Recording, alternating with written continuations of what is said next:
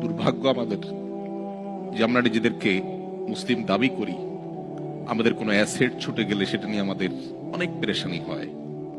কিন্তু আমার ঈমান দুর্বল হয়ে যাচ্ছে কিনা, আমি কুফরের কাছাকাছি চলে যাচ্ছি কিনা, আমার ইসলাম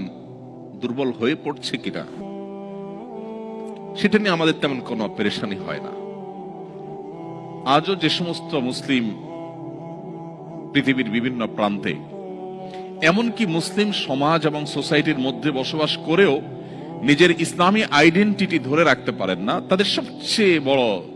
ঘাটতি এবং দুর্বলতার জায়গাটা হলো ঈমানের দুর্বলতা। মাল্টিকালচারাল সোসাইটিতে যদি ইসলামকে বুকে ধারণ করে মাথা উঁচু করে হীনমন্যতাকে দূরে ঠেলে আপনি যদি আপনার দ্বীনকে নিয়ে আপনি প্রাউড করেন, আপনি যদি একজন ভালো এবং আদর্শ মুসলিম হিসেবে নিজেকে আপনি উপস্থাপন করতে পারেন, আপনার ফ্যামিলিকে যদি আপনি গড়ে তুলতে পারেন, সন্দেহাতীত ভাবে এটা বহুমুখী চ্যালেঞ্জিং। প্রতিকূল পরিবেশে নিজের ঈমানকে,